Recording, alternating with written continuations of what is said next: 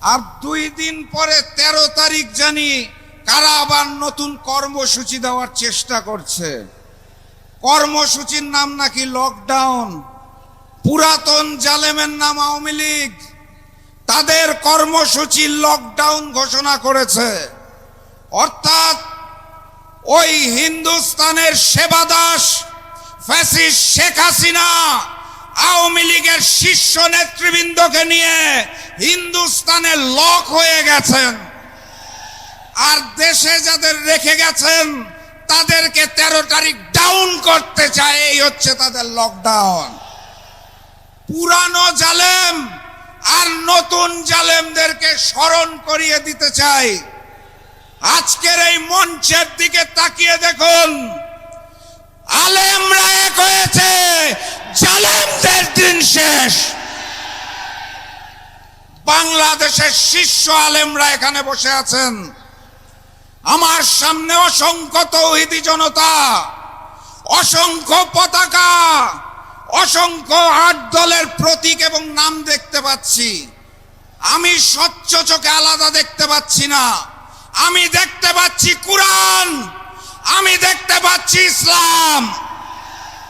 অতএব এখান থেকে আওয়াজ উঠবে, ওই যমুনাতে যে আওয়াজ পৌঁছাবে, জুলাই সনদ বাস্তবায়ন আদেশ জারি করতে হবে, জাতীয় নির্বাচনের পূর্বেই গণভোট করতে হবে। আজকে শান্তিপূর্ণভাবে বাড়ি ফিরে যাব। অতি সত্বর ঘোষণা না আসলে এরপরে কিন্তু যমুনা অভিমুখে যাত্রা শুরু হবে ইনশাআল্লাহ। সেই আহ্বান জানিয়ে আজকের মতো বিদায় নিচ্ছি। সবাই মিলে শুধু আওয়াজ তুলুন, নারায়ে তাকবীর, নারায়ে তাকবীর, নারায়ে তাকবীর। যমুনায় আওয়াজ পৌঁছে গেছে। দেখা হবে বিজয়। আসসালামু আলাইকুম। বিসমিল্লাহির রহমানির রহিম। 8 দল আয়োজিত আজকের এই সমাবেশ, যাকে সমাবেশ হিসাবে ঘোষণা করা হয়েছিল, কিন্তু আমার সামনে, আমার ডানে, আমার বামে, আমার পিছনে যেই জনসমুদ্র, অলরেডি এটা মহাসমাবেশ হয়ে গেছে।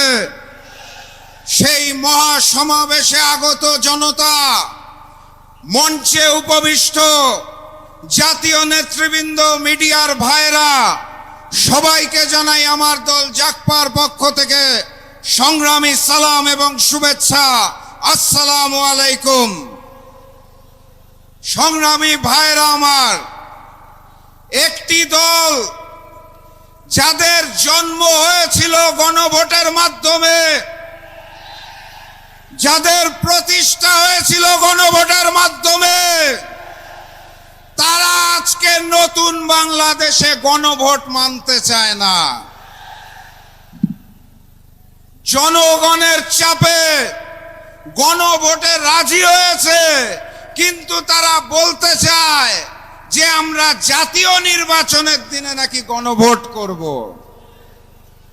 কথাবার্তা পরিষ্কার, প্রতীক নির্ভর জাতীয় নির্বাচনের দিন প্রশ্ন নির্ভর গণভোট আয়োজন করে আমরা জুলাই গণঅভ্যুত্থানকে অপমান হতে দেব না ইনশাআল্লাহ।